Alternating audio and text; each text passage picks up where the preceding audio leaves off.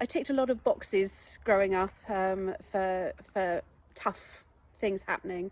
We had a violent household, divorce, family members in prison, quite a major accident causing me to lose an eye. I had all sorts of boxes were ticked to say that life was tough when I was growing up. Looking back, I can see how protective the people in that church were towards me and my brothers, and the lengths that they went to share their love and God's love with me. And I used to go on summer camp through WEC organisation, and it was a combination of the two. That summer when I was 11, we actually found ourselves homeless, and the church still took us away on this week's camping holiday. And that was when it just really became so apparent that this was something that I needed to be involved in, not just by proxy, but actually make my own decision and, get that support for, a life that was tricky and difficult and unstable, to having something that was a firm foundation to grow my life upon. It became that there was always somebody who I knew was in my corner.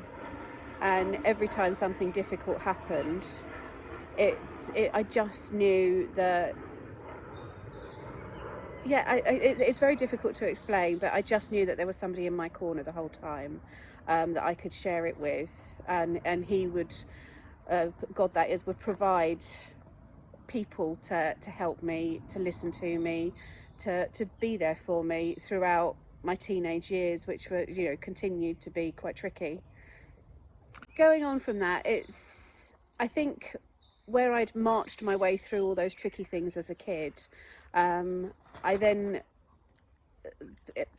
had my first bout of depression after I had my eldest child, so that was 18 years ago, and that's, I think, a culmination of lots of those little things coming together, and now suddenly finding I'm responsible for this little life. And it was very tricky, but it was something I dealt with, and I started to do this little dance with depression over the years, where it would come on, I would take tablets, I would work my way to getting off those tablets as soon as possible, and then I would carry on, then something else would happen and I'd have another bout of depression. But it was a dance I did, and I was quite comfortable with that. It wasn't ideal, but I moved on and got through life, until about 4 years ago, when the dance I was doing no longer worked. Everything fell apart.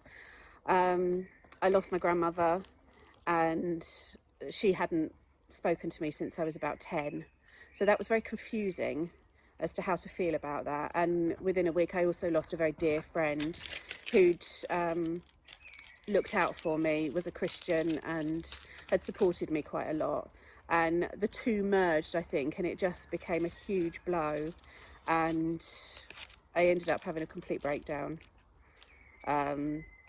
which was very bizarre. I'd gone from this little dance where I knew how to be depressed. So, I knew exactly what I was doing. I would get sad, I would cry a lot, I would see a GP, he would give me tablets and all would be well, and that didn't work.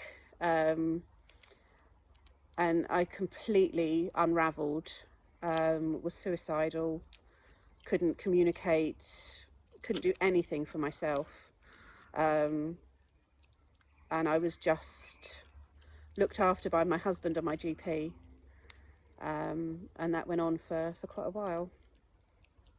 And so life now, what's that look like?